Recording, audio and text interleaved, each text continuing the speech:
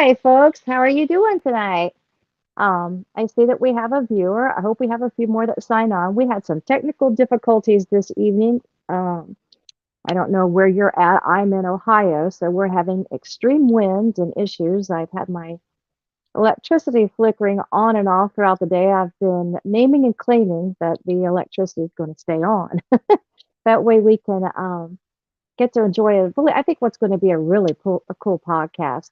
Our guest is already in the studio, and our guest this evening is Jeff Craig, and he is the cartographer for Map and Black.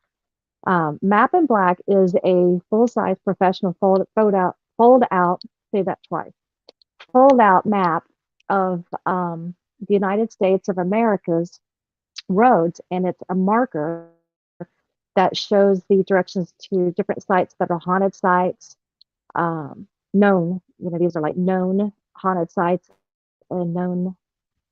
Hi, hello, Kim. These are known sites. There are known cryptid sites. There are UFO sites that are listed on it. There are military sites listed on it, abduction sites, and Native American Earth effigy sites. Um, when I heard about this map, I was very intrigued, to say the least, because and I think most people have seen that there seems to be some sort of a parallel connection with most of those activities. And I was really impressed to hear that somebody had put this all together in a map that we can use to, get back and forth, like literally get in your car and take the directions and drive there. And he has the state routes, the local routes, and everything else versus just a localized map that just says, hey, go here and go there. Um, I'm going to go ahead and have our producer pull Jeff up, and I'm going to let Jeff tell us more about the map because this is kind of one of those subjects that I've not been able to do a lot of background studying like I usually do. Hi, Jeff. How are you doing tonight? Good, Deana. How are you doing? Hey, I'm doing pretty good. Thank you for joining us. He's Jeff has been waiting for a while. It's just we had the wrong link was sent. Yeah, no worries. It's I'm in Ohio as well. I think in your neck of the woods actually, and Yeah. I actually work for the utility company for my day job, and we were kind of on high alert today, thinking I might have to run out and do storm duty because of a lot of downed power lines, but luckily I was able to dodge having to do that extra assignment. But it is very windy here. Lots of things blowing around in the yards.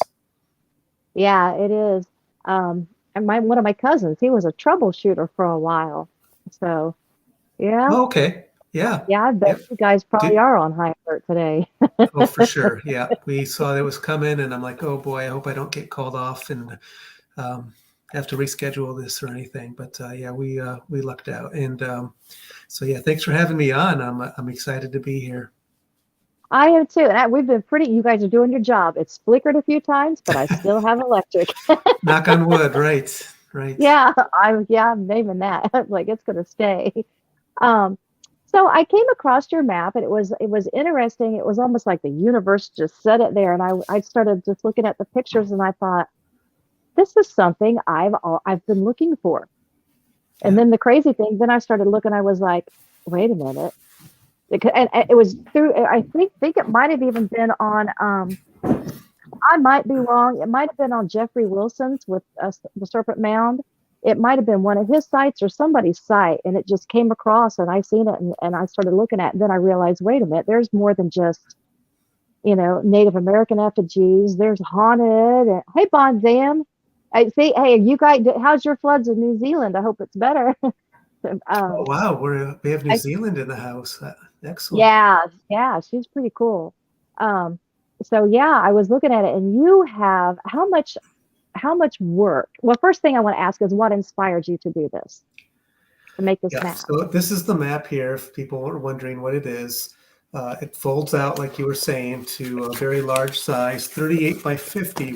Once you get the entire map unfolded. So I won't try to do that now, but just to give the viewers an idea, when you unfold the map, it is a detailed map of the country And I know it's hard to see on here, but it's your typical roadmap, except I pinpointed all the stuff that I thought needs to be on a map for those of us who enjoy uh, going to unusual places, paranormal places, places where things have happened, Native American sites.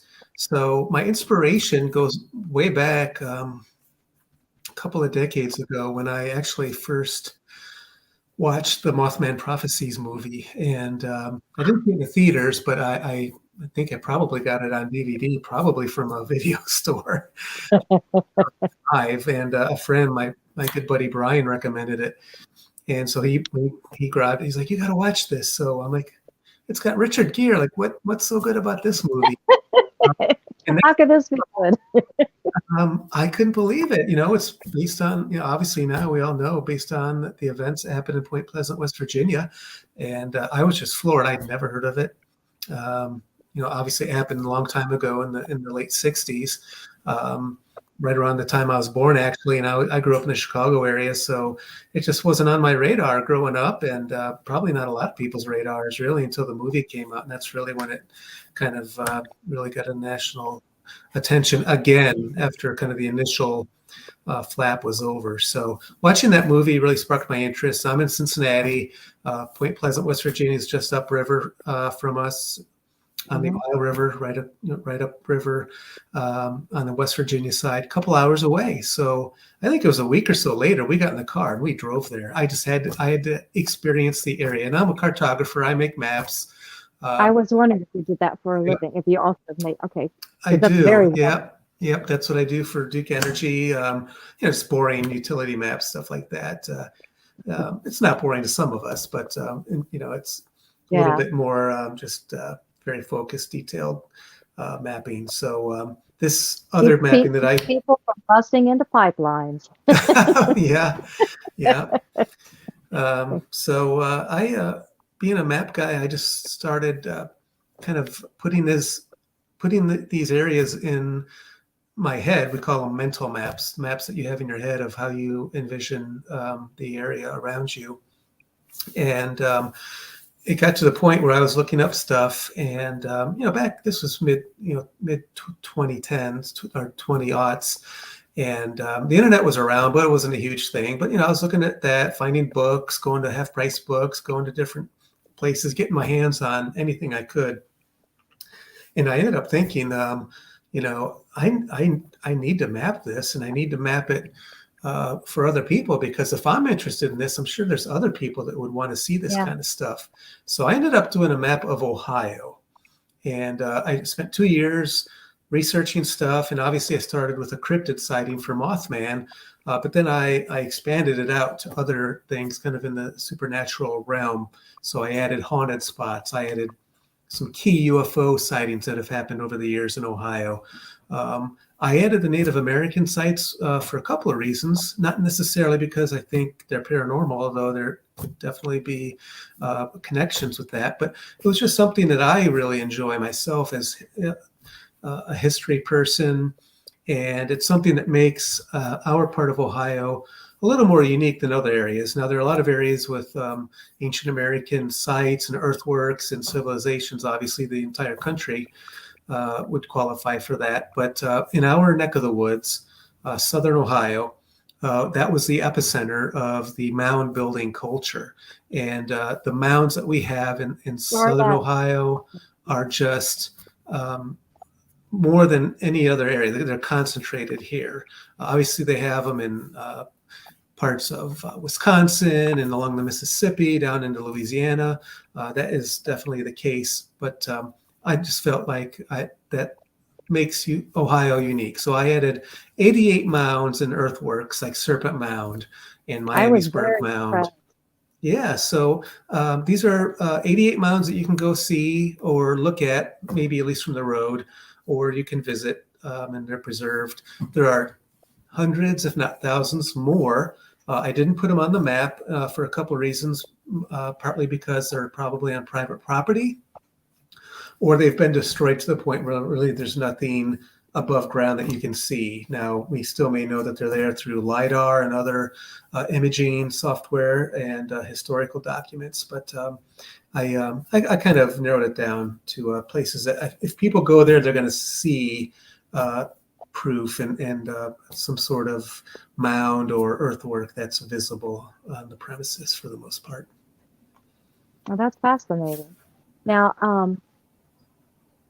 as far as Ohio goes, it does seem when and I do agree with you. Of course, there's immense amounts of archaeological, um, like earth effigies and everything throughout the United States, but with Serpent Mound, that's the world's largest earth, you know, serpent effigy that there Effigy, is. yep, yep. Yeah, It's which is um, amazing. it's it's so amazing. I lived out there for about 10 years, just maybe Oh, 20 minutes.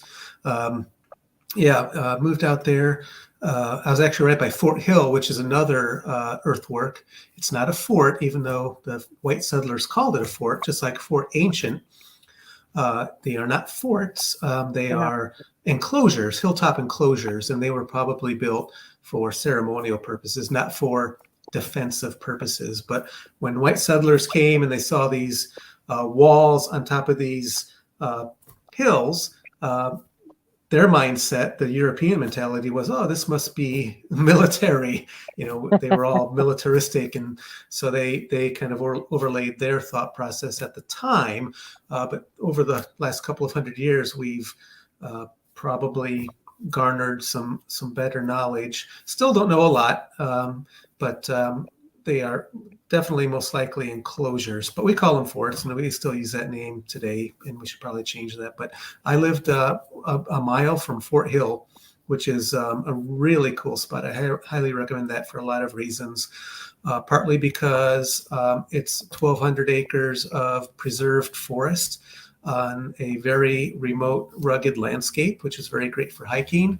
There is an interpretive museum there. The hours are very limited. I would volunteer there only because I lived out there, and they would be open on weekends in the summer.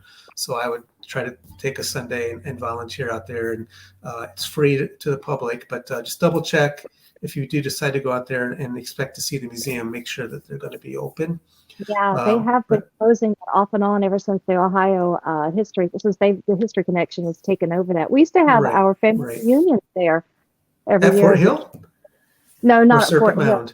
Yeah, right outside. Yeah, right outside that in that whole area, and then we would go and visit the Fort Hill or go Oh, visit Serpent excellent. Mound Oh, areas, which was cool. kind of neat. Yeah. That was Yep. cool. I know Ross Hamilton. He has a very when you mentioned Fort Ancient. Um, I have he's the guy is he's just brilliant, but he does a lot of the geoastronomy, He and does. he has I grabbed a book of his a long time ago, even before I started researching this stuff. I mean, it was a thick, thick book it's a big read. on not just Serpent Mound, but yeah, a lot of the ancient American sites. And yeah, he has Yeah, some amazing research into their calendars and the astronomical alignments. So yeah, Ross is definitely a valuable contributor to our research. And yeah. I was looking at his theory on the Fort Ancient area and where they came in and they were doing the ceremonials coming in between the two conical mounds. And it yes, goes in, and he feels that, it's where they divert and quote unquote capture the hmm sun towards the end. hmm And it's fascinating. I mean, a lot of this alignments that he's had with some of the constellations and such with each, I mean, like you said, he's done more than one. It's yeah. each of the different effigies that he's done. I'd just love to be able to download his brain. there's a, I've there's got on the cover of the map. I have a picture of Serpent Mound there. you That do have a Jeffrey Wilson took that photo. So props to Jeffrey, who is lives next door to the property actually, and is Oh, one of he's brilliant. the most knowledgeable guys I know on Serpent Mound. So I'm I agree. yeah, I've had the pleasure to get to know Jeffrey a little bit, and I've worked as a vendor with my maps at in his At the summer Star Summit? celebration. Yeah, with Yes. he and his wife run, so the Wilsons. But he does drone footage, and he was kind enough to provide that image for the cover of the map of the looking down on Serpent Mound, the largest effigy mound in the world, right here in Ohio. So Like literally in our backyard. yeah, yeah. I mean, it really is. One of the producers at Skydor says, I have to know, um, the producer is from Iowa. Is are there effigy mounds in Iowa on your map? Yes, I wish I could zoom in and show you, but I don't know if I could share a screen. But yeah, it's so hard to zoom in. He said for $16.99 you can find out for There yourself. you go. Yep, yep. Now that's fascinating. I You don't know have how done good you can such see an that. immense amount Yeah, of there's work. Effigy Mounds National. Is it National Park, or maybe it's a state park? That's a great I've question. got effigy mounds. I've got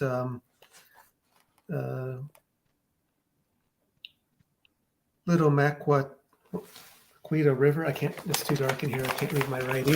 Macocata River. Okay. Yep, and effigy mounds. Yeah, it's a national park. Yep. So look And I've got over an that. index on the back of the map. So by state, color coded in the different colors. You know, a purple color for the effigy mounds, orange for haunted spots, and everything is color coded with the thousands of things that I have on each for each state. So Iowa is a great, Iowa, Wisconsin, going down the Mississippi River, going up the Illinois River into my old home state of Illinois. We've got several mounds that are key spots that I've put on the map. Wow. Now, are there, was there like a certain, I guess, were you more into the haunted at first? Actually, Bon Zam has a great question too. She said, do you have any ley lines on your map? It would be interesting if that has any effect. You know what? That would be really cool to have on there. I would love to put ley lines on. It's really hard to find any data, and I could go out myself and try to find ley lines and using dowsing rods or whatever ways you might try to harness that that energy and those lines. But the reporting and the data out there are tough to Hello, Evelyn. So yeah, no ley lines on the map, but I definitely, and when I did the Ohio map, I really looked hard to try to find some, and a lot of times they are there's water nearby, so take the map and start going out and exploring and draw your own on there, and add to the map. Put the map up on the wall and sketch stuff out, see what you might find. You know what? With you doing utilities and such, that might, the universe might be setting you up and lining you up to be who does that. You never know. It works in strange ways. There was, and I don't know, I haven't Googled it in a while, but at least 10 years ago when I was looking more for ley lines for data out there, there was a project in Seattle, and somebody funded this person or a group of people to map the ley lines in Seattle. And they came up with a map. And the map had lines all over the place. It was crisscrossing, going all over, just in the Seattle area. So I don't know how accurate that is. I don't know what their factors were in determining that these are ley lines. It was more of an art project, so I'm wondering if they used a little bit of liberty in getting those on there. But it looked fun. It looked interesting. And they did come up with the final product of ley lines for the Seattle area. So that made me wonder, if I do put ley lines on a map, is it just going to be full of lines and it's not, because my map is so big, it's such a big area. Would it even be something that you could really visualize well on a map of that size. So lots of factors going in there. I'm definitely not opposed. Maybe there's key ley lines. Is there a ley line? There's going out of Stonehenge. I don't map Europe or the British Isles, but are there ley lines going out of Serpent Mound, Yeah. from one mound to another, or from PowerPoints and vortexes? So yeah, those are all great questions, and that's one reason I really made the map. To be honest, when I first did the Ohio map is also 38 by 50. It's a huge map of Ohio, bigger than like the state highway map that you get at the rest areas. So much more detailed. I've got every state park, every state nature preserve. It's a very detailed map, all the state routes, highways, rivers, cities. I've got just a really detailed base map, and that's just part of kind of my own kind of OCD and not OCD, but just my interest and my attention to detail that I like to give a map. So you can use that map just to get around Ohio, let alone it's got 350 haunted spots. It's got key UFO sightings, Bigfoot sightings, Loveland Frogman. It's got everything, on the paranormal realm, kind of the highlights. Now, do I have every Bigfoot sighting in Ohio? No. If I did, again, actually quite a lot. People would be start to be surprised. unreadable. So I did a representative sampling of where there are more Bigfoot sightings, and I put actual sightings. I put the dates on there where the observation was or the encounter. And the same with the UFO. I was going to mention that you really have. You've made a point to like the Circleville incident. Circleville, the round town, UFO Society. Yeah. When I started looking at this and different things, I thought, he's actually taken the time to add in those extra details, which I think is pretty cool, because then a person can look at it, and then, like you said, with the advent of the internet, thank goodness, then you can go back and you can get a little information and start sorting through, because there's so much available just in the backyard. You can kind of like prioritize which ones do I want to go to, or hey, maybe I only have a day trip today, what's nearby, and kind of Google it and find out about it and sort it out. That's pretty cool how you did that. Oh, thank you. Yeah. I tried to make it as functional as possible. You can only get so much info on the map. So I put the date on there for cryptid encounters. If there was like only one encounter for Mothman, obviously there's been hundreds of sightings. So I did put a few of the first sightings on as it came into Point Pleasant, but otherwise, I try to put, if there's one specific event, put the date on there. And, the map gets crowded really quick, so you kind of have to pick and choose what you can add to the map. And it's kind of like doing a jigsaw puzzle. You're trying to squeeze all this information on the map so it doesn't overlap other info. And so, sometimes that kind of determines how much you can put on the map. So a map is simply one person's interpretation of the environment. So when you're looking at Map in Black or my Ohio map that I call Hidden Ohio, this is my interpretation of the landscape. And it might not be yours, but you can certainly look at it and form your opinion on what you like and what you see. And maybe there'd be stuff that you'd want to put on the map that I didn't, or stuff that I have on the map that you find they don't really need necessary. But I try to be very thorough and make it functional for people to go out, do the road trips. If you're going from here to Iowa or here to Florida, find some spots on the map like, oh, there's a spot we got to stop. Let's check that out. I've got points of interest like the International Paranormal Museum down in Somerset, Kentucky. So if you're driving around, you can say, oh, we got to go visit this place, the Cryptozoology Museum that Lauren Coleman runs in Maine, that's on the map, pinpointed as a point of interest. So places like that, some other Bigfoot museums that are on there. Believe it or not, Nebraska has a Bigfoot museum that this woman runs, Harriet. Really? I've never been, but it's called like the Bigfoot Crossroads Museum. And she's dedicated, her space, or in her, I think it's just on her property, and she's got a big Bigfoot museum. So if you're ever driving through Nebraska and you think it's boring and flat and there's nothing to see, well, if you're in the middle of the state, swing by Harriet's property and check out her Bigfoot museum. Now, actually, that is a great idea to do, yeah, go out and while you're going this way anyway. Yeah. Now, I was like, some of like the different areas. There was one that really kind of struck me. I have never heard of this one, and I assume, have you been to most of these sites that are in the Ohio area? Definitely more in Ohio, but even Ohio, I've got 350 haunted spots. So, Wow. closer to Cincinnati you are, the more I've been to. And as the further out you get, probably less. But I've probably been to at least a quarter to a third of them at this point. And in since person. for anybody that hasn't really, that doesn't live in the Ohio area, or that for some reason, shame on you, haven't been to Cincinnati, if you do live in the Ohio area, Cincinnati is one of the most fascinating, to me. I mean, I've been around the world. I think Cincinnati is one of the most fascinating cities I've ever been to. It's one of the most beautiful. Um, and of course, there's layers of city on top of layers of city. I mean, like the whole Eden Park area. It's called that because at one point people did think that that was the Garden of Eden, and there's still some that kind of question that possibility. But yeah, I would guarantee Cincinnati could be. You could probably do it.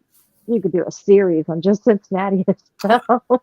That's my next project really, is to break it down and to do smaller, like a city map or a county map of Cincinnati and the surrounding county, Hamilton County maybe, and just, have that as more of a print, not a huge map, but maybe more of a print, and do that. But yeah, there's just so much to it. I've been in Cincinnati for 30 some years now, and because I've mapped it for the utility company, and before that I worked for a company that actually did the map for the Yellow Pages. We did the maps in the back of the Yellow Pages, so I've gotten to know Cincinnati like inside and out over the years, and it's a very cool spot. Lots of cool little nooks and crannies, and people come to Cincinnati, they're like, wow, it's hilly. Like, I didn't think it'd be hilly. And yeah, we've got hills, thanks to the Ohio River Valley and thanks to the glaciers that came down and stopped right. One of its nicknames is the city of 7 hills. Yeah, we have 7 hills, and probably more, but they definitely, the neighborhood I live in called Mount Airy, it's not a mountain, but it's a hill. And then we've got Mount Healthy, just really, really cool names. Mount Washington for president, Mount Adams, for another president that came out here to visit. So lots of history, lots of cool history, and a real nice mix of East and West, and then North and South too. People hear different accents. You hear accents with people from Kentucky, and you hear Appalachian accents from all the migrants that came up from Eastern Kentucky and other areas over the last 100 years to work. A huge German, actually my mother's father, they called him the Butcher Cincinnati, and he worked yeah, he was the old liberal store and something else, and people would bring in their animals, and of course he would take care of them, do all that stuff. And they were German, so they had a huge German population, and of course like the Cincinnati Fest and all this and that. But there was a huge Irish population in Cincinnati too, which it's a very diverse area, and the architecture, the artwork, I mean, it's just absolutely beautiful. Yeah. Now, what I was wondering, you have, and I've been wanting to ask you about it, there's a site that you have on your map, and actually I have it on my picture. It's called the Mantell Incident, and it's kind of near Zanesville, it looks like. Now, Zanesville, I know, is with the Bigfoot, foot sightings, and I've been out that way. Right. What is the Mantell Incident? So it was January 7th, 1948. So it was just a few days. Occurred. Yeah, I guess is that on the map in black you saw it? Because on the Ohio map I've got it pinpointed as well, but it occurred across Ohio and Kentucky, and it was a pilot that was chasing a UFO. Really? Yeah. I don't know how. I had never heard of that one before. It just caught my eye because it's like 5 days before my dad's date of birth. Oh, is that right? I was like, yeah, and I had seen it, and I was like, I have never heard of this one before. So they actually, his first name, I think, is Thomas Mantell, was chasing a UFO. And then they investigate, and they claim something very kind of ordinary was happening. I don't remember if they came to a decision, but there's another similar incident that I mapped in northern Ohio, Portage County, kind of between Akron and the Pennsylvania line, and two police officers started chasing a UFO that they saw. This was 1966, and they chased it for 30 miles or more into Pennsylvania, actually, and they were obviously out of their jurisdiction at that point. So, and they were also running low on gas. So they turned around and they started chasing it at 5:30 in the morning. It was still dark out, but they chased it all the way across the rolling hills of northeastern Ohio into Pennsylvania. And they turned around, went back, filed the report. Other police officers had seen it and joined in the chase at one point. When the government came to do their investigation, Project Blue Book, at the time, that was looking at UFOs to see if they were a threat to our national security, if they were foreign powers that were coming into our airspace, or what were these things. But they did investigate and came to the conclusion that they were chasing not a UFO, but Venus as it rose in the morning sky. Now Venus, that's illogical. the planet, which can definitely have a sparkle to it, but these police officers that's not said logical.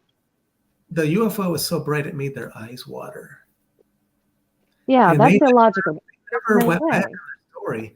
In fact, the one police officer quit the job. I think he was ridiculed, and he's and you can imagine back in the day, police officers, hey man, you see any UFOs today, and so he just had enough and he quit. And a reporter tracked him down 10 years later, and he was kind of destitute. He said it ruined his life. He said he wished he'd never seen a thing, but he never went back on his story. He said he stuck to it.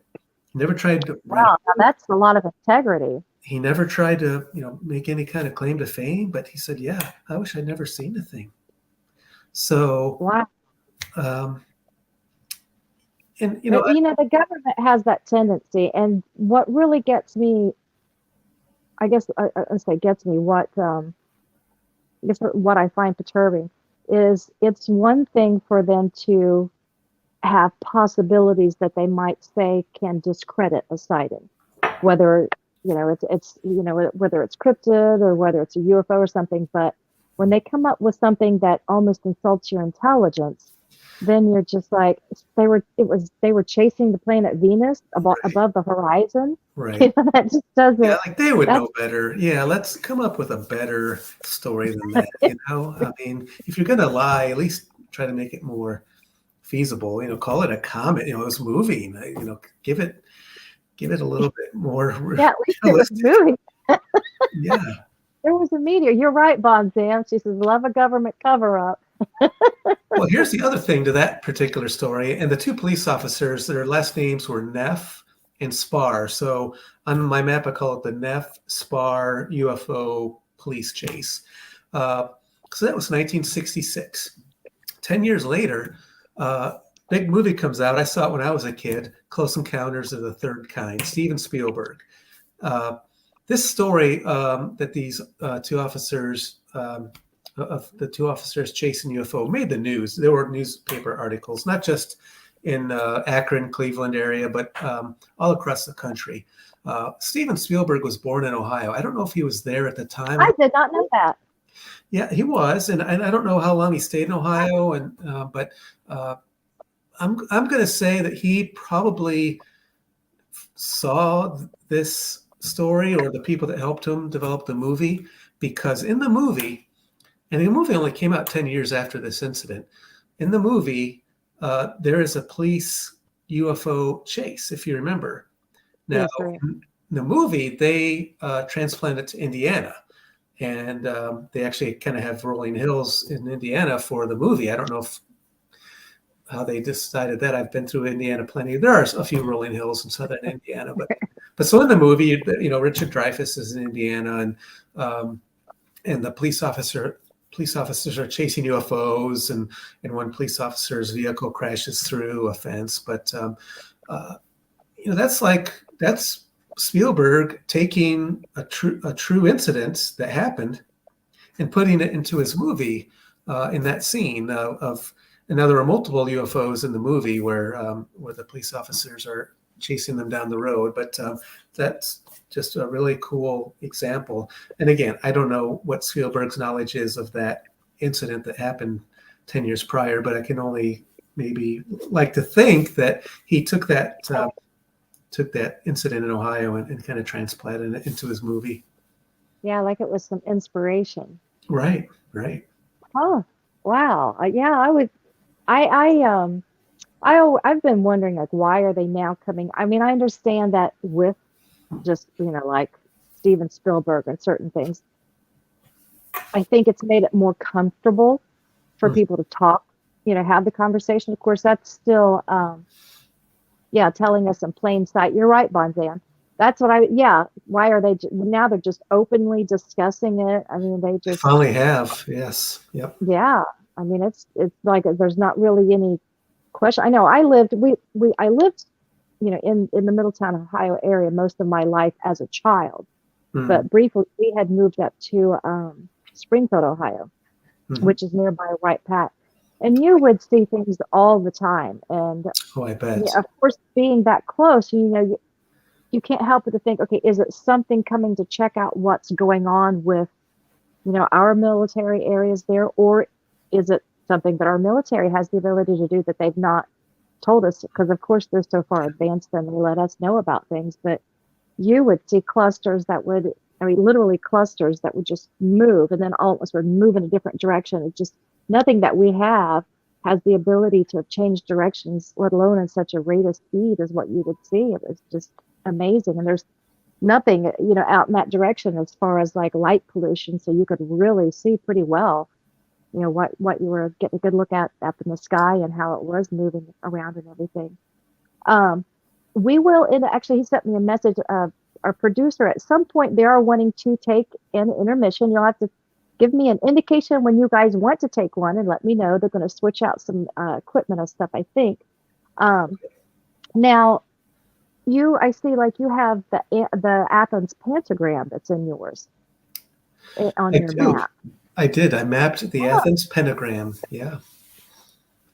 Wow. Have you heard of that before, or was it? I have heard. I've heard a little bit about it, not like immensely. Yeah, that just came across my radar again when I was researching the Ohio map. And the Ohio map came out first. The Ohio map was printed in 2007, and it's still in print in the 4th edition. People can order it from me at CelticMaps.com, and I'll get it out in the mail to you. It's at some stores in Ohio. But so that map, I was researching it and getting the haunted spots and just weird stuff. And I come across the Athens pentagram and I'm like, okay, what's this? So long and short, after doing a lot of research and digging and actually going out there are 5 cemeteries outside of Athens, Ohio, which is a small mid-sized town in southeastern Ohio, which is kind of the foothills of Appalachia. And it's a college town. It's the home of Ohio University. Not Ohio State, but Ohio University. It's a beautiful area. Beautiful rolling hills, forested area. So somehow somebody found out that if you connect a line to these 5 cemeteries, it'll form a pentagram. And right in the middle is Athens, Ohio. So I kind of said, oh, okay, are you sure? So when I was researching the map, I drove out there, found the cemeteries. Actually, I only found 3 out of the 5. One of them, Sims Cemetery, which is actually a haunted cemetery. They're not all haunted, but one of them is Sims Cemetery, and that's the northernmost point of the pentagram. Is on private property. And I was actually out there investigating it, looking for them when an ice storm hit. And it's very windy roads. It was not a good idea to try to drive out there. I at least wanted to get close. I did find Sims Road, so I knew I was close. And through other resources, I was able to kind of pinpoint the more exact location with help from actually the director at the time of the Chamber of Commerce. Paige Alost is her name. Great name. Last name Alost, like lost. So it should be my name. I always get lost going out looking for this stuff. But so yeah, I pinpointed them, and some people say, well, there's 200 cemeteries in Athens County. You could probably draw up a line and try to configure anything you really wanted to just by picking and choosing the cemeteries. But I would challenge anybody to try to pick 5 cemeteries around the city and make a pentagram out of it. And especially Athens, because it's actually a really haunted spot. There is a haunted dormitory on Ohio University's campus, Wilson Hall. There's the Ridges, which is one of my favorite spots, an old mental health institute. At the time, they didn't give it such nice names. They called them, lunatic asylums or, insane asylums and whatnot. But back in the 1800s, and they built these beautiful buildings. Back in the day, red brick, 2- and 3-story buildings. They spared no expense at the time, and it's still standing. Some of the buildings around that area have started to become unsafe, and a few have been demolished. There was a tuberculosis ward for the hospital, but the main building is still there, and Ohio University's taken it over for, I think, for various departments and stuff. So you can get inside a little bit, but you can't roam around too much. And there is a story, my friend Jim Willis tells it great in his book, Weird Ohio, where a woman died in there, and her ghost still haunts that spot. And she was able to hide when they were moving the patients to another wing, and they couldn't find her. And they found her weeks later, and she had passed, and she was laying on the ground. And when they removed her body, her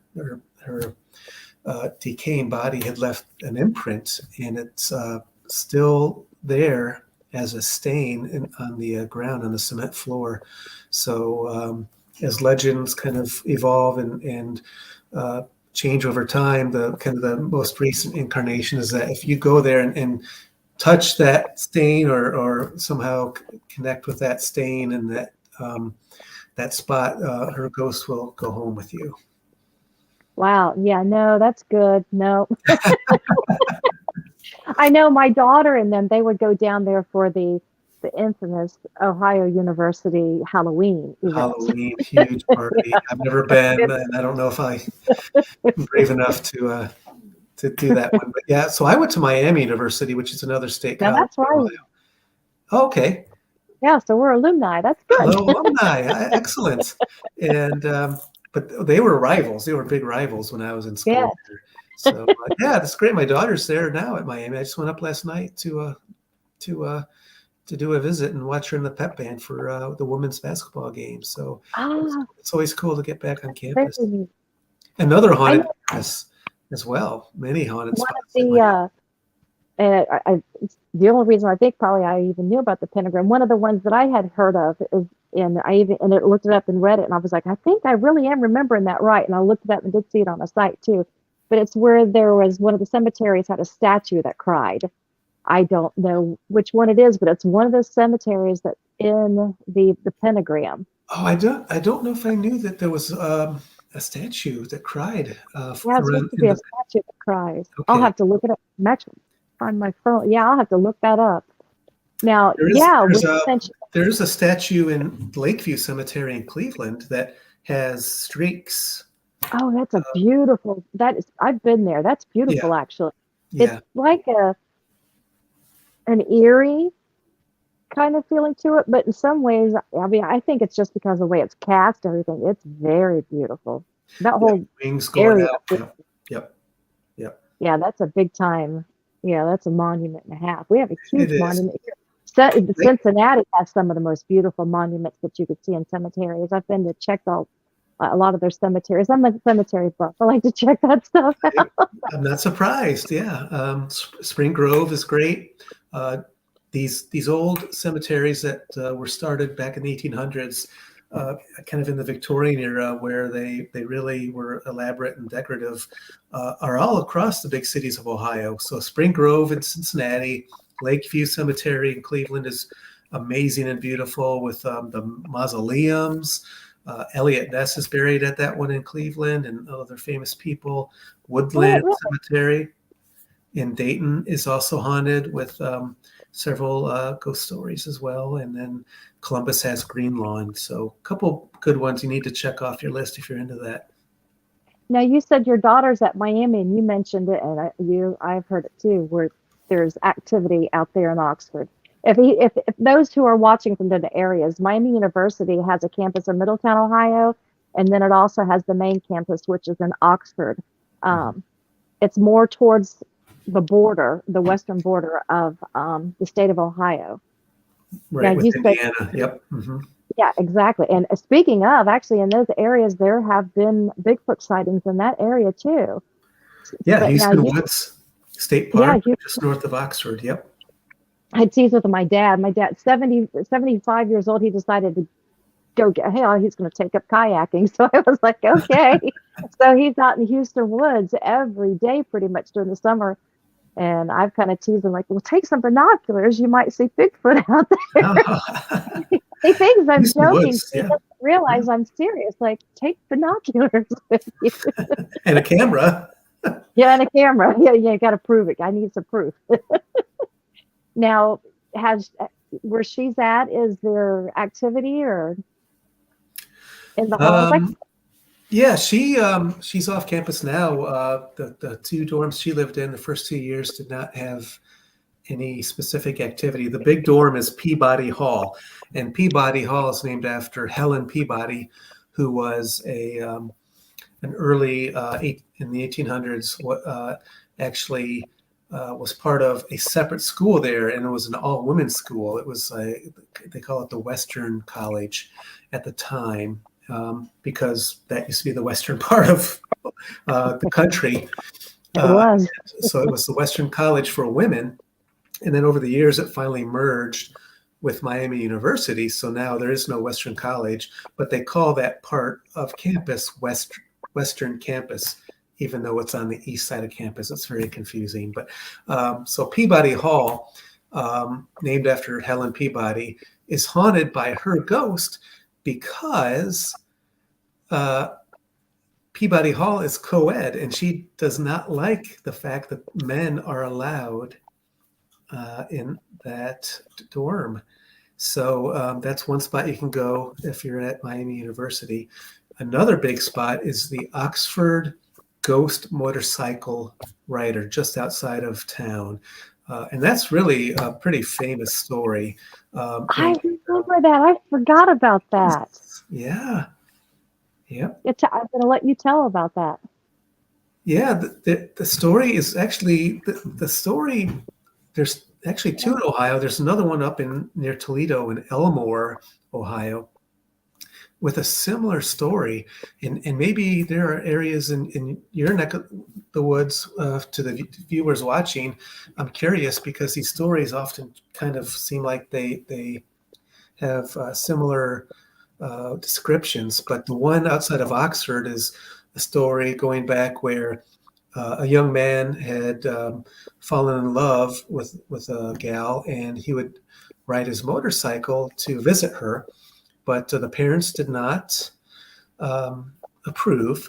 So she would have to secretly signal him that it was okay to come pick her up. So he would park his motorcycle nearby, and he would flash his lights 3 times to let her know that he was there, and then she would signal, and then they could go and meet up. So unfortunately, one night he was driving out on this road, and this is out in the middle of nowhere. It's outside of Oxford, and once you get outside of Oxford, you're in the middle of nowhere. You're in farm country for the most part. So he was driving down a road, and there's a 90-degree turn in the road, and he missed it. It was dark out, it was foggy, whatever the reason was, we don't know, because he did not survive and went flying off the road, possibly was decapitated. And so to this day, if you go out there to that spot, and there is a 90-degree turn in the road, I've marked it on the Ohio map. I didn't mark it on the map in black because it's such a big map, you don't really get the detail for Ohio. But on my Ohio version, I have the exact spot. I have the two roads where they come together. You go out there in your car, you flash your lights 3 times, and you'll see the light of his motorcycle coming along in the distance. And it's kind of rolling along. It's not hills, but it's not flat. So you're just kind of going up and down on this road, and the light will just kind of come in and then go out, and come in and go out, and it'll get closer, but it'll never actually get to you. So I have had, if there's any story that I've had more people tell me that they've encountered that, it's probably the Oxford ghost motorcycle light. So of course I had to go out there and try it for myself. And I see this flashing light in the distance going on and off. I've got my family in the car. At the time, my kids were little, and we were coming back from somewhere. It was late at night. It's pitch black. I'm going down the road. I take a curve, and I see like a huge herd of deer. I've never seen so many deer all congregated together. But I see this light. It's a Sunday night. And I'm like, okay, this is it. I had a little handheld camera. This was before cell phones. And I'm getting closer. I'm like, this is it. This is finally my time to have an experience. And I come over the rise, and then I come along, and it's a van for some cable company, and it's an orange light, and it's just rotating. So that was the flash. That was your flash. That was the flash of light I saw in the distance, and as I got closer, and I came up, and unfortunately my hopes were dashed. But that's not to say that the other people have not encountered something. And again, I mentioned Jim Willis. He's a longtime friend and fellow paranormal researcher. He's got a group called the Ghosts of Ohio, and he's written several books. But he has encountered that light countless times. His wife is from Oxford, so they go back and forth between Columbus and Oxford, and so they are always out there getting that encounter as they travel back and forth. Dion said it sounds like Meatloaf in the Rocky Horror Picture Show. That rided through in his bike. Now, Phoenix said, I should hear you say earlier that you have Kentucky on a road map? Like, well, yeah, I guess it's part of the map in black, so I've got the whole country. Now, I do have some state prints that I did make that I kind of took off the map in black, and I just have 11 by 17 print. And I do have Kentucky and Ohio and a couple of other states. I only sell those really when I'm out vending at different events, so you'd have to kind of come and find me for those. They just don't mail well because of the type of paper I use, and they're more suitable for framing. Hit me up, find out where I'm going to be. I'm at several events in Kentucky every year. If you wanted to meet up at this event and grab one from me. I'll tell you what, we're going to take like a really quick 2-minute break, and then we will be right back. They're going to switch over some things, and just hold on, and we'll be right back in 2 minutes. All right, see you in a minute. Or maybe we are. They said we are.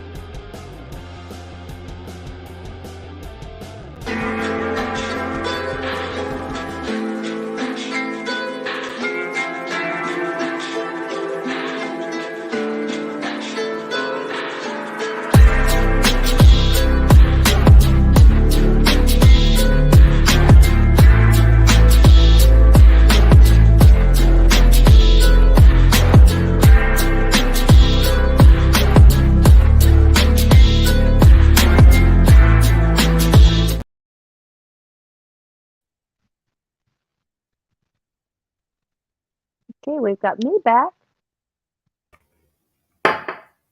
There we are. He stayed with us. Oh, absolutely. This is fun. Yeah. I'm teasing with you. Now, my cousin and them, they live up in Granville, which is by the Newark Mounds. That Yeah. they have that, like the Newark, like the alligator mounds and the different effigies there. But now there's Mhm. a hotel, the Buxton Bu- Inn. Buxton Inn. Yeah, Buxton it is Inn. Buxton Inn. Yes. Yep. Now that's supposed to be pretty haunted. It is. I actually stayed there a couple of years ago. Oh, do I tell.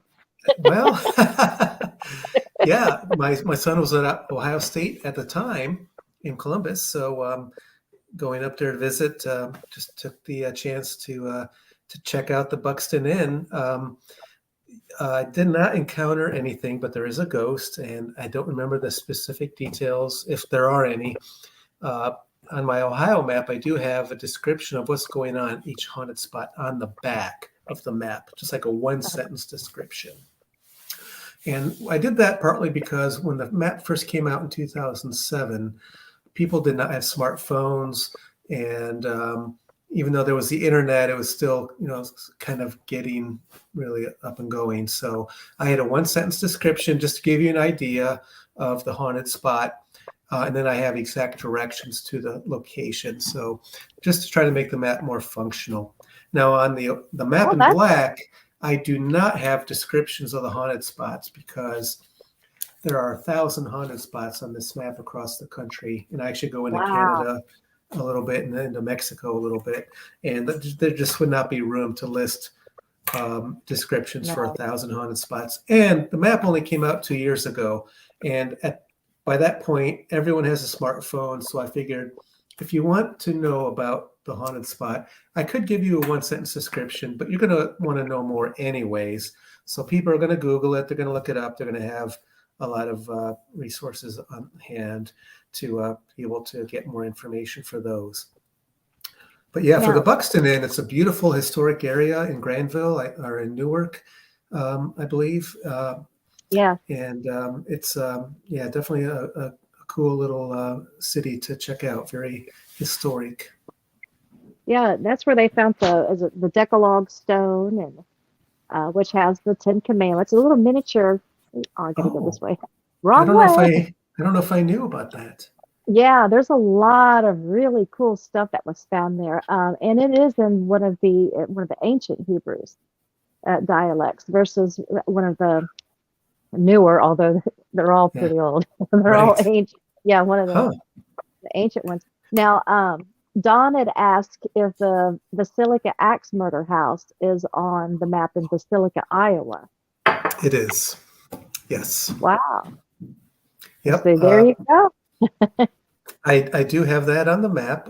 It's that's a very famous spot, haunted spot, and sometimes I kind of shy away from some of these places where people met a grisly end, but especially more recently. Now that's going back, I felt like long enough ago, and everyone knows about it for the most part already, at least people from that area. So I felt like I was not really stepping on anybody's toes or causing a family kind of any grief by putting that story on the map. So yeah, I think that's very thoughtful of you because there's a lot of people, for the right or the wrong, whatever.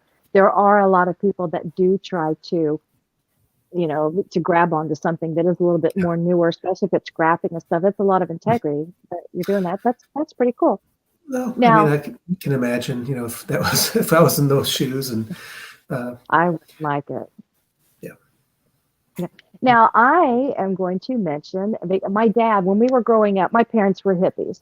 So, growing up, Dad had the great big, the conversion van. Actually, it wasn't great big when I think about it these days, though. It was a 1960, I think it was a 1964. It was an old van. He painted it, had the shag carpets on the roof. He had like the bumpers, on the ceilings of the walls. Yeah, the wooden bumpers and stuff. And they would go do their little travel trips. Well, Dad became friends with Harry, the man that built the Loveland Castle. That's right. Yeah, As so you they would day. like hang out. Yeah, they would hang out and stuff, and then they would go down the river and they would get these it's like old milk cartons, like the ones that we Yeah, had when we was in school, but it was big size. So yeah, milk cartons were that size, yeah. and they would Gallon put this. jugs, Yeah, and he would put the stuff in, and they would use it to make the stones. You know, the my bricks. Yeah, family's construction. Yeah, so they would use it for the bricks and stuff for the Loveland Castle. yeah. Of course, those kids eventually would fall asleep, and that building itself actually is haunted. What it is, I don't know. Even as a child, I saw actually the man caught on that I had seen it, and I wasn't even going to say anything about it. He kind of mentioned it. He didn't really say anything to my parents one way or another. I was always kind of intimidated what to say to my parents about certain things, but Sure. I don't know who the man was or It's the. Harry. Harry haunts the Loveland Castle. Oh, so Harry's haunting it now too. I wouldn't be surprised at that. He had so Oh, much passion. well, so was this at the time when Harry was still alive? Yeah, this was when he was still alive. Oh, We there was were a a kid. haunting already?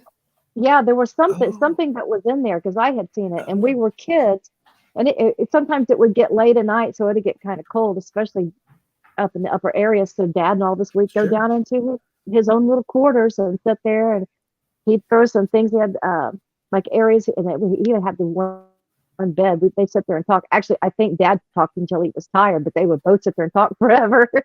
And then That is an eventually, amazing I guess, action. That's so after cool.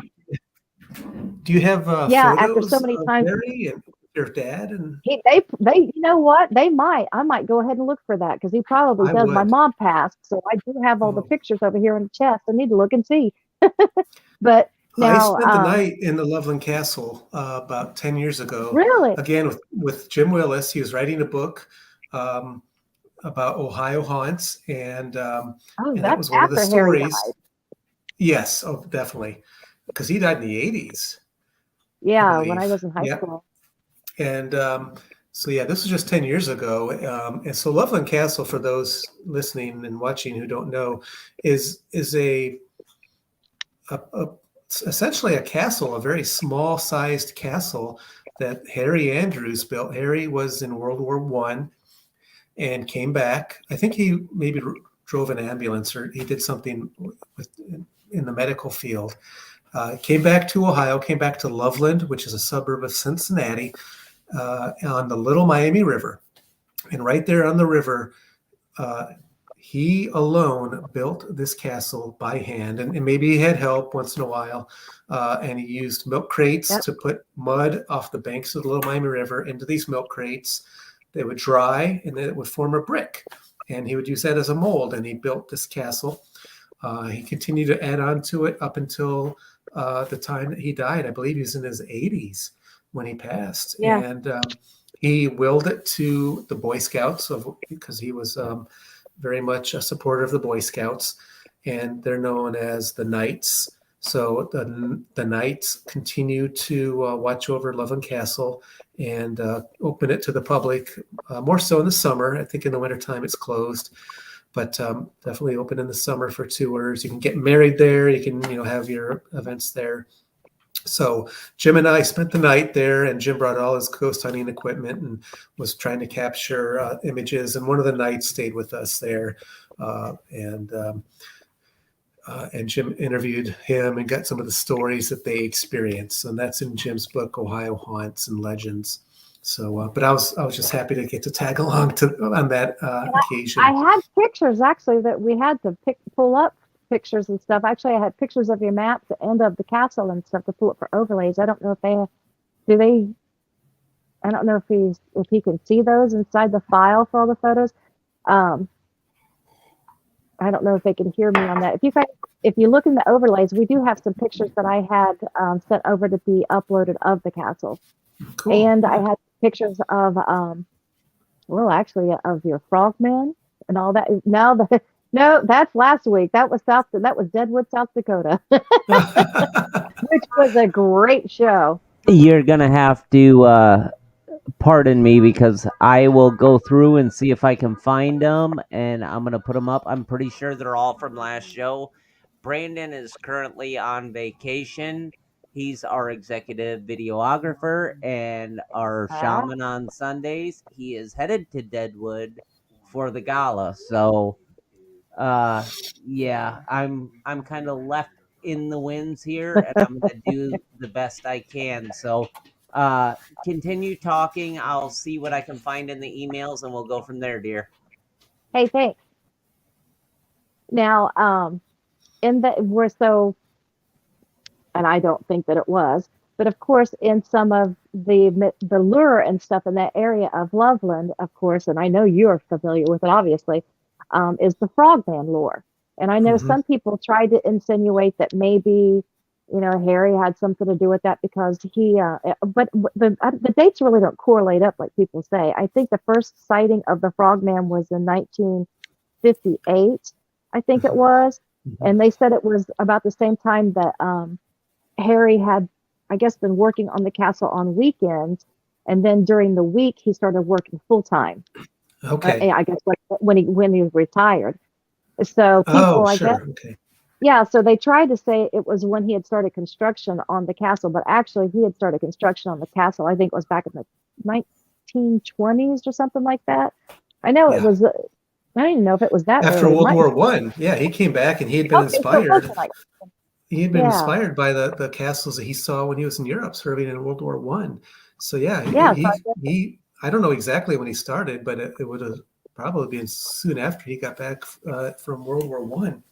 So yeah, now, 1920s perhaps, and for 70 years or 60 years, he worked on that by hand, building this wow, isn't that castle. amazing? So Now, what I do you, I guess, obviously, are you familiar with the Frogman lore, with the yeah, cryptid frog? yeah, definitely the Frogman was something that I came to learn about when I was researching Hidden Ohio Map. I don't know if I'd heard about it before that. Uh-huh. Back in like 2005 and six when I was first getting my Hidden Ohio Map done. So it obviously, yeah, it uh, was did pop up as a an item that I included on. Oh, there's Oh, that's the tunnel for the Frogman. Yeah, there's the Frogman tunnel. Supposedly, he, they were seen, and I think it's right outside of that. There were three men that a businessman had been traveling down the road, and he's seen three reptilian slash frogmen looking right. individual. Hmm. And I guess at some point, one of them had taken, he pulled over the side of the road and watched it and kept watching it. But at some point, one of them had taken out what he thought was like I guess like a cylindrical tube or metal. He didn't really know what it was, but he kind of like waved it around. It looked like it had sparks or something that came out of it. I mean, the only thing I can think of that would give as far as the English language that we would use that would give an example of what that might represent would be like a wand Yeah, or something yeah. like that. People tend to call it a wand these days. Yeah, as kind of the lore has gotten filtered down. But was it? Was it a weapon? Was it a device? Um, this was the Milford businessman who saw these creatures. It was like 1958, like you said, or 1955, I think, right around that time period. So that sometimes gets kind of dumped into the frogman lore, whether it was a frogman or frogmen type creatures. Uh, could be, but it sounds more like an alien sort of encounter to me. But were they kind of reptilian aliens? I mean, I don't know. So, but yeah, that generally gets to kind of get bundled into the frogman lore, and that's why oftentimes people who do fan art of the frogman will give him a wand from that initial story of that Yeah, encounter. Okay. nice. Dina, do you want me to go through these one at a time and go through them since I'm not sure Yeah, if you want to. where they're supposed to go, and then let you and Jeff go through and Okay. articulate, and then just let me know when you want me to continue on. Okay. Queen, you can go ahead and go on to any of them that you want now. Oh, there's the map. Oh, there's the map. What show is that? The kids watch. I've got the map. I got the map. It's the little cartoon with the little girl in the backpack. Oh, Dora, is that Dora the Explorer? Yeah, there Yeah, you go. Yeah. yeah, the map. Yeah, my kids The watched map. that when they were little. Yeah. It's a mappa. So, oh, there's, Oh, oh, now there, that yeah. one, what that one? Okay, now hold on a minute.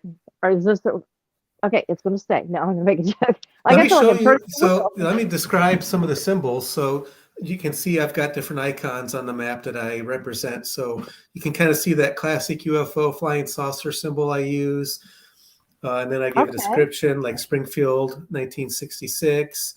The Bigfoot down in the corner is red. That's kind of your classic Bigfoot from the Patterson Gimlin film that I use. So that's a Bigfoot sighting.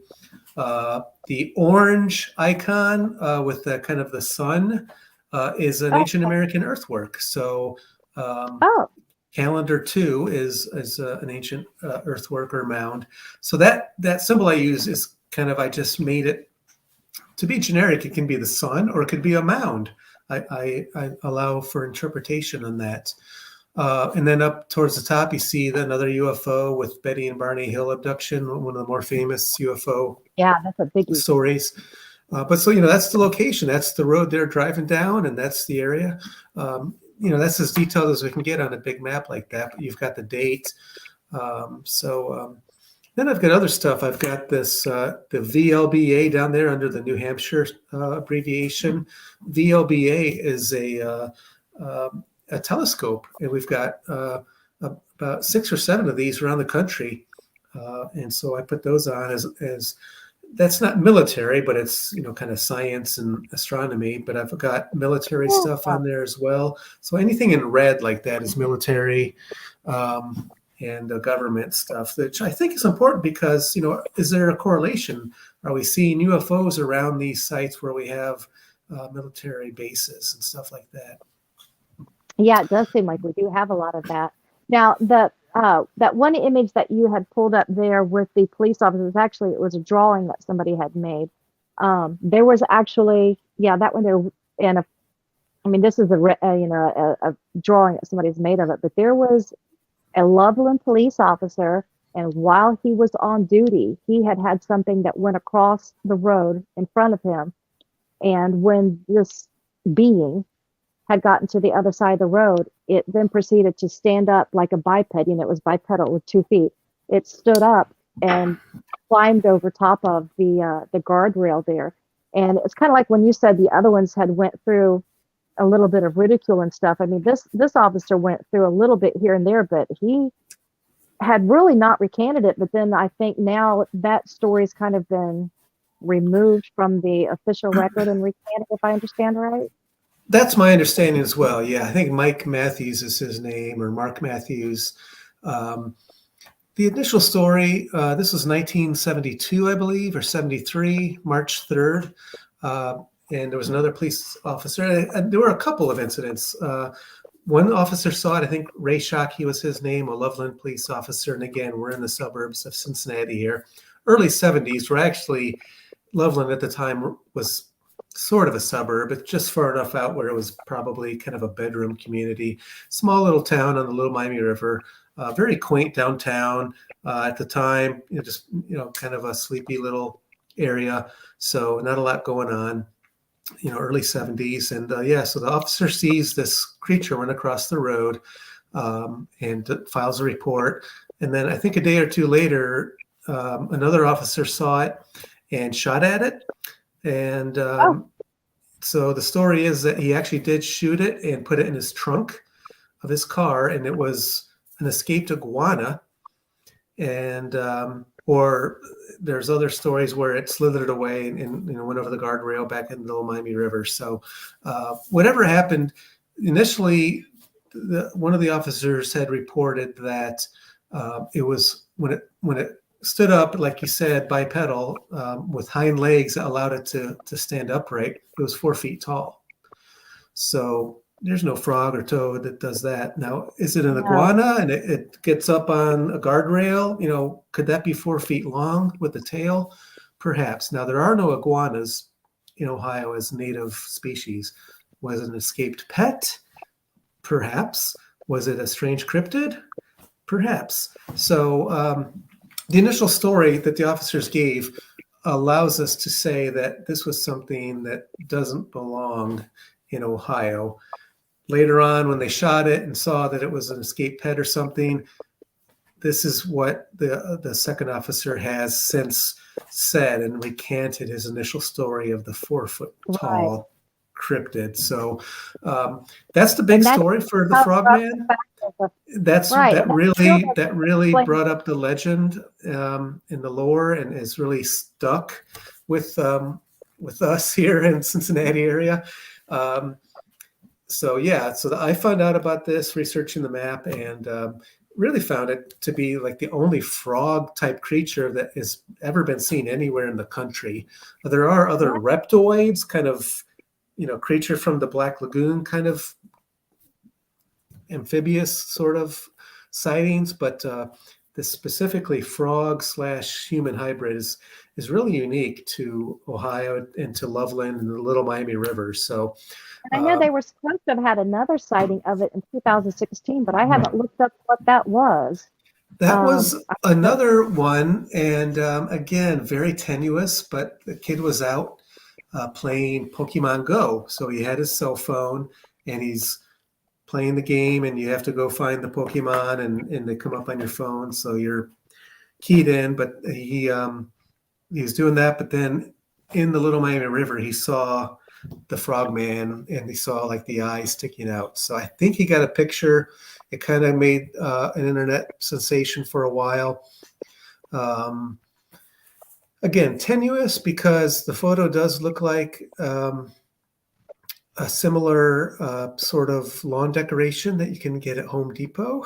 So we're not sure what all was going on there, but again, these are stories and legends that get out there, and we celebrate them as legends that they are, not necessarily trying to prove one way or another if they're true, because we'll never really know. The police officer, the one that shot at the creature, has since retired to Florida, and he no longer wants to talk about it. So, well, he's going to be seeing iguanas all over now.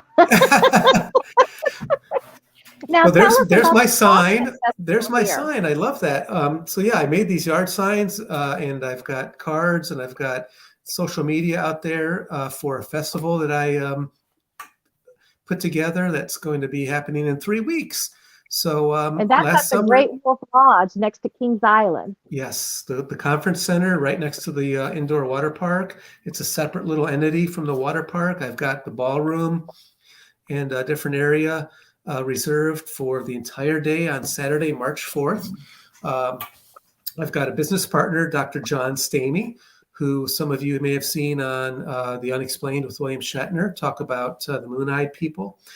He's helping me create this event, and he's out of South Carolina, but he's doing some stuff behind the scenes, and I'm local here, so I'm doing a lot of the legwork, and I've got over 40 vendors in the cryptid community coming out to display their merchandise, their fan art, their Loveland Frogman plushies, some amazing stuff that these people have created. And the imagination just runs wild when people learn about Frogman and they have to kind of just physically manifest the creature with the art that they are so talented with to do. So amazing fan art, plushies, jewelry, T-shirts, 40 to 45 vendors will be there. I've got 8 speakers coming who will give 45-minute presentations starting at 10 a.m. going through. The last speaker starts at 5 p.m.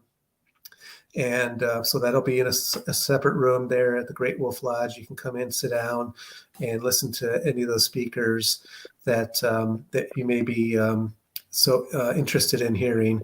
If you go to frogmanfestival.com, you can learn about the speakers and their background. You can buy your ticket in advance to get in. It's $10 for adults. Kids 12 and under are free. And $10 gets you in the door, gets you in to listen to any and all of the speakers all day long. You can walk around and visit the 40 to 50 vendors that we have displaying their merchandise. We'll have special commemorative posters and T-shirts for this first ever Frogman Festival.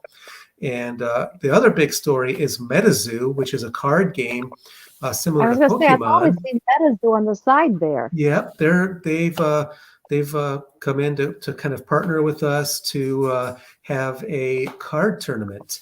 And Oh, if I you're watch them on the internet sometimes. yeah, if you're Or familiar with YouTube. Pokemon, that card game, it's sort of like that, but it's with cryptids. MetaZoo has created this cryptid card game, and it's very unique in that depending on where you are, it helps create the game. So with Pokemon, you play it, and I don't know exactly how to play any of these games to be honest, but with MetaZoo, I know that I'm guilty. I do.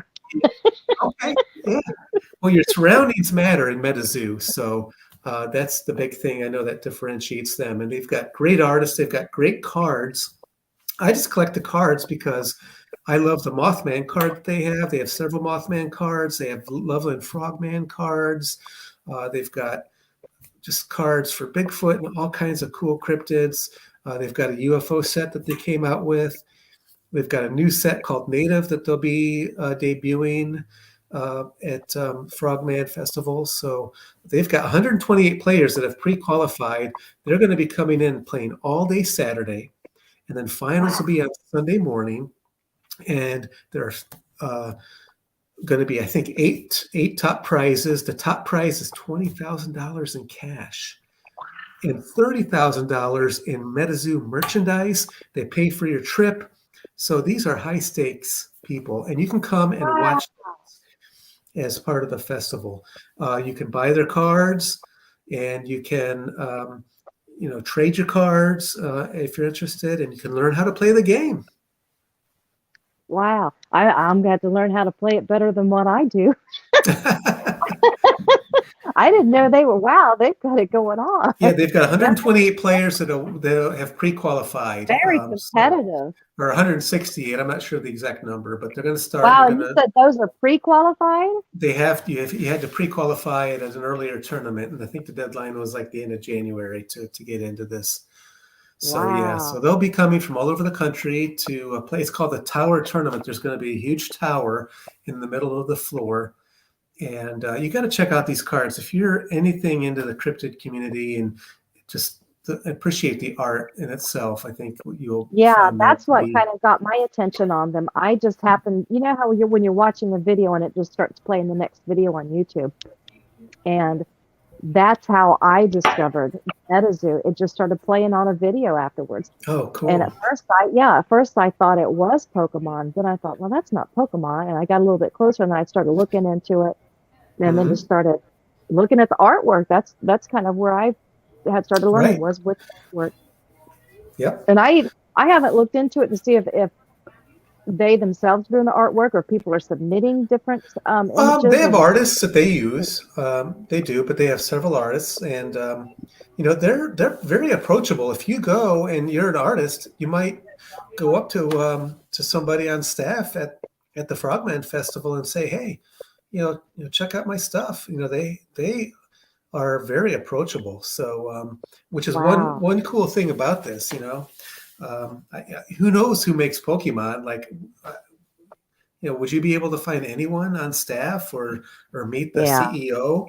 I don't know if the CEO will be there, Michael Waddell, but there'll be other staff people there, Ted, and one of the speakers. A new friend I've made is Dee Elliott, and Dee is from Springfield, Ohio, your old neck of the woods. Oh, yeah. And Dee went to Bowling Green State University up north, northwestern Ohio, and got a master's degree in folklore. It's one of the few schools where you can get a degree in folklore. So they will be presenting their master's thesis as their talk, and Dee starts right at 10 a.m. They're my first speaker of the day, talking about partly about Point Pleasant, West Virginia, and Mothman, but talking about towns that have experienced some sort of like cryptid encounter and how they have kind of reacted to that. So more of an academic presentation by Dee.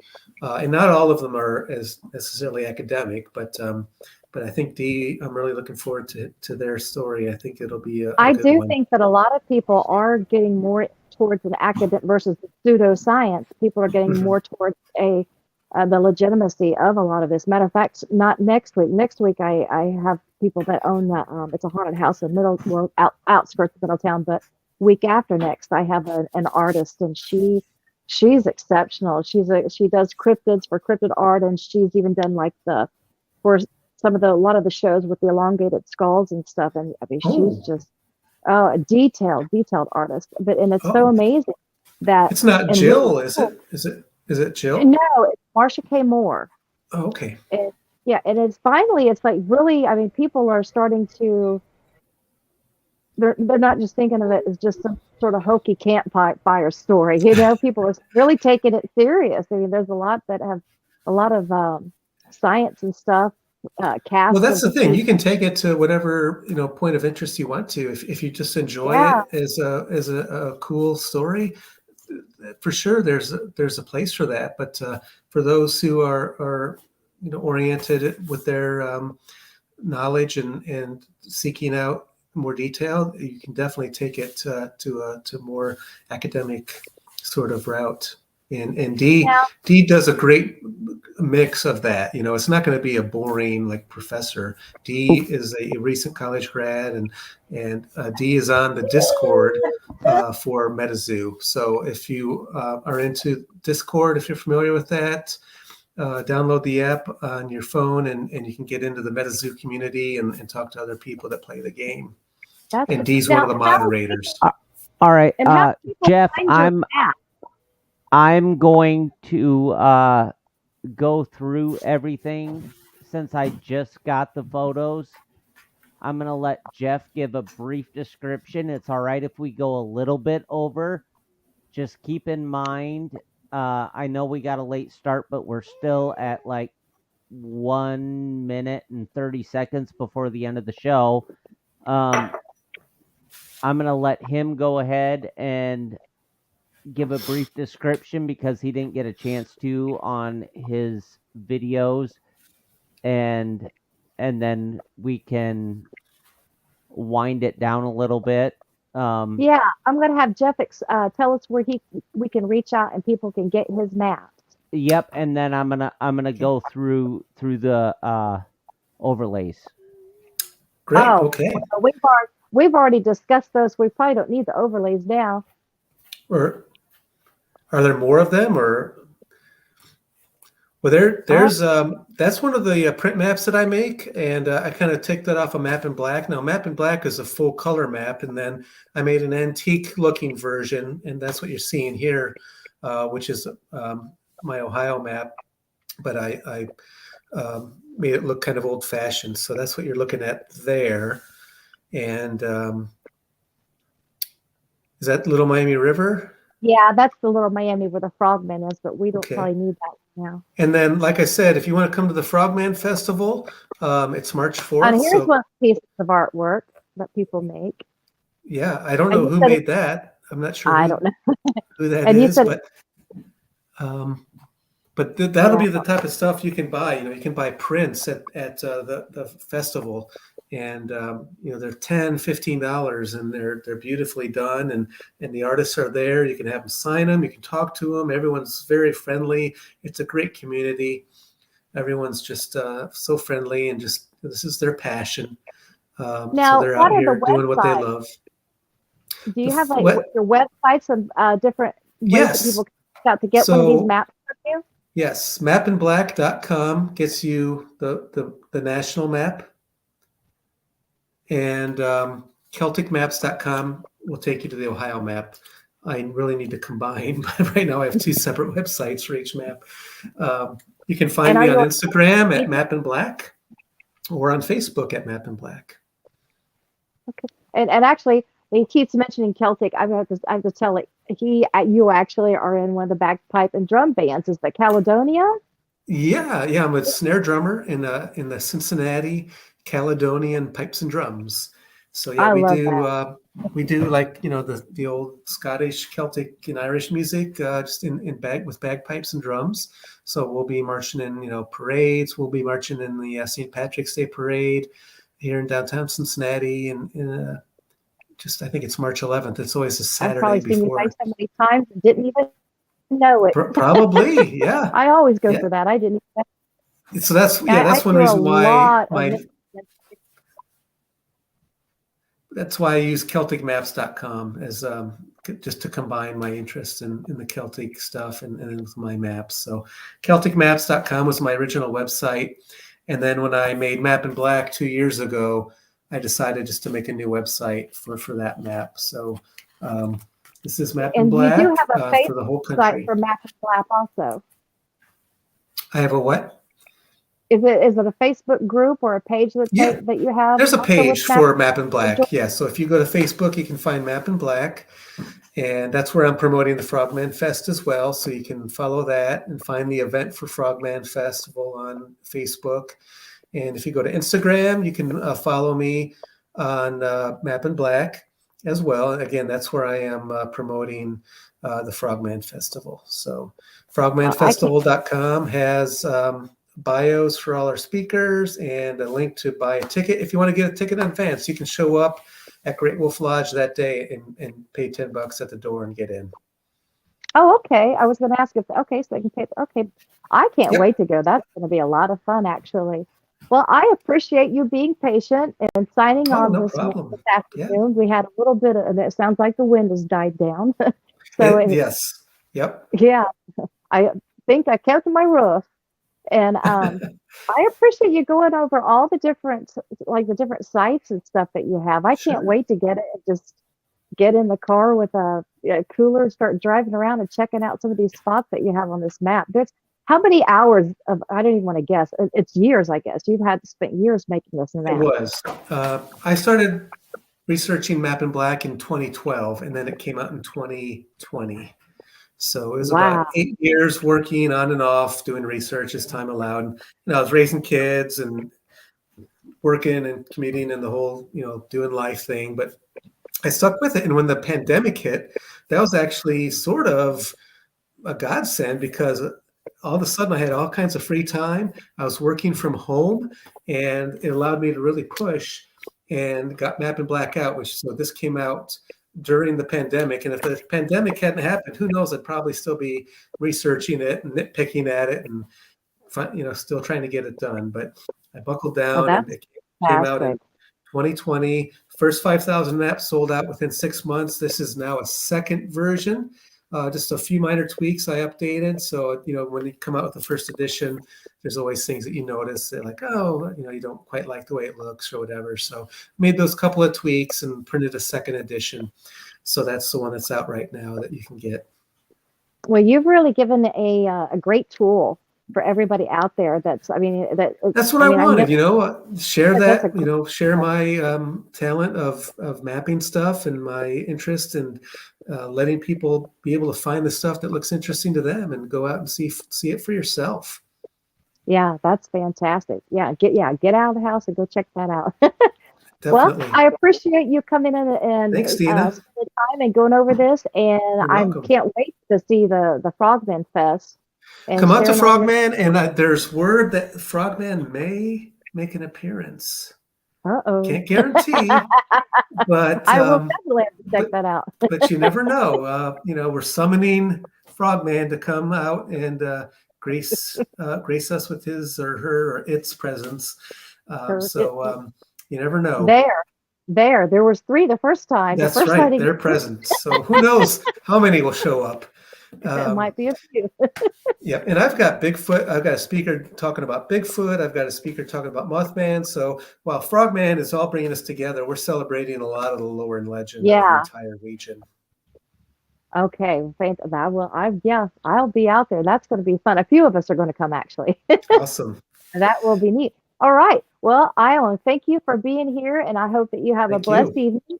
You too. And I'm definitely sending you positive energy for your event on March 4th. Please, thank you. It's our inaugural event. We've never done it. We have no idea what to expect, but fingers crossed and knock on wood and all the good luck charms and vibes that you can send and give, we'll take it. You're going to have to get on WBN and advertise that thing. Well, City Beat has a story coming out, so look for that next week. I'm not sure what they're gonna say, but they interviewed me, and they're gonna write a story. So City Beat is our local kind of entertainment newspaper.